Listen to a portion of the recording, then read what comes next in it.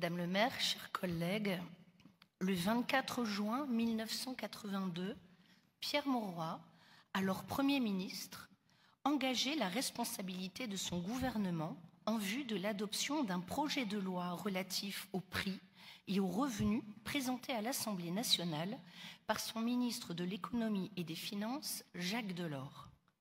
C'est l'amorce du tournant de la rigueur, officiellement entériné le 21 mars 1983.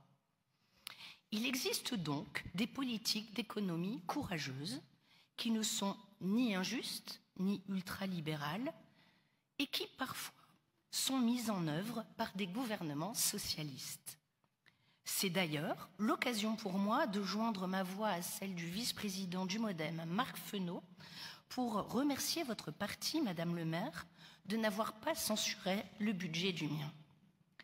C'est aussi l'occasion de souligner que notre groupe partage certains des constats exprimés dans le texte même de votre rapport d'orientation budgétaire.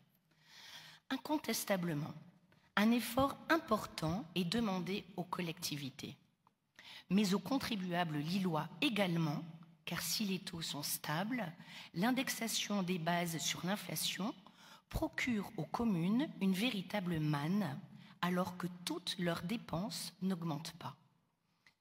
Je pense par exemple aux fluides dont la charge s'allège significativement pour toute collectivité dotée de nombreux équipements. De même, si, comme vous le soulignez, le pouvoir d'achat des agences s'améliore sur le fondement de mesures nationales, ce qui alourdit nos charges, leur nombre dépend de vous, qui l'avez augmenté en 5 ans de 3,70%, soit 156 postes permanents rémunérés supplémentaires. Ce n'est pas rien quand on estime l'augmentation de la population sur la même période à environ 1%. Ainsi, ce sont pas moins de 27 millions de charges de personnel supplémentaires entre le budget primitif 2023 et celui de 2025, outre la hausse des 8 millions des charges à caractère général. Enfin, vous le rappelez, et je vous cite, le coût de la dette de la ville de Lille est en 2023 supérieur à la strate des villes de plus de 100 000 habitants. Sa capacité de désendettement devrait s'établir autour de 7,4 ans en 2024 contre 5,8 ans en 2023 et être proche de 8,6 ans fin 2025.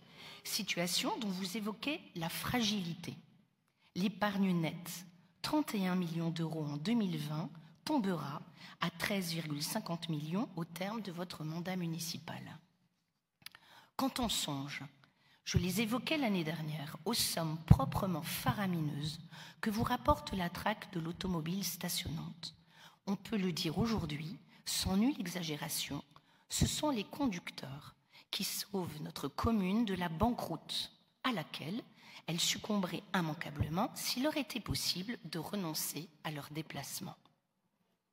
Entre le budget primitif 2023 et celui de 2025, les recettes issues des services et des domaines sont passées de 34 à 53 millions d'euros, 19 millions d'euros d'augmentation, dont 16 millions qui relèvent des recettes du stationnement. C'est ainsi qu'un Lillois, même lorsqu'il bénéficie d'un abonnement avec tarification solidaire, paye entre 3 et 8 fois plus cher pour se stationner dans son propre quartier que ses voisins immédiats de la Madeleine, de Marcq ou de Mont-Saint-Barreul. Une fois ces constats partagés, 2 questions. Pourquoi et comment y remédier? Pourquoi? Vous l'écrivez. D'autres communes ont arrêté d'investir en raison d'un environnement de taux élevé et d'offres bancaires restreintes. Si nous étions taquins, mais vous vous y prêtez peu, Madame le maire, et le sujet non plus, nous ajouterions qu'investir massivement au prix d'un dangereux endettement n'a rien d'extraordinaire en année préélectorale. Après vous, le déluge, le soleil des confins, loin de la grisaille des avis d'imposition qui resteront le pain sec des Lillois, particulièrement pour ceux des propriétaires dont les bases locatives ont été réévaluées et qui subissent l'effet cumulé d'un taux élevé et d'une base forte. Sauf à nous surprendre, ce devrait être l'ultime budget... Le temps est dépassé, mais vous pouvez conclure si vous voulez bien. Vous m'aviez dit que j'avais une petite minute de plus. Ah, c'est vrai, vous avez une minute. Car c'était le budget. Voilà. Donc j'en termine. Sauf à nous surprendre, ce devrait être l'ultime budget des 25 ans de votre règne. Le temps est venu de juger l'arbre aux fruits. Comment donc vos successeurs pourront-ils demain y remédier? Et je me tourne à cet instant vers ma voisine de droite, si j'ose dire. Que fera-t-elle demain? Que ferons-nous ensemble? L'ayant interrogé, je puis vous le révéler sans trahir de secret. Oui, nos financements diminuent et soyons sincères, la situation nationale comme internationale n'augure d'aucune rapide embellie. Nous devrons, dans les années futures, compter essentiellement sur nos forces et beaucoup moins sur l'État, notre région ou notre département, dont le tempétueux président pourrait nous convier simplement à aller voir ailleurs. En période difficile, nous le savons, le maire est toujours l'interlocuteur de proximité et le dernier rempart. C'est cette mission à laquelle notre commune doit se préparer et déjà se consacrer et s'en donner les moyens. Nous entendons la nécessité d'un certain nombre d'investissements, particulièrement ceux destinés à accompagner la transition écologique, en réduire le coût en même temps que protéger nos concitoyens des conséquences du dérèglement dont nous percevons déjà les premiers effets. Cet axe de votre politique municipale ne doit pas être et ne sera pas remis en cause.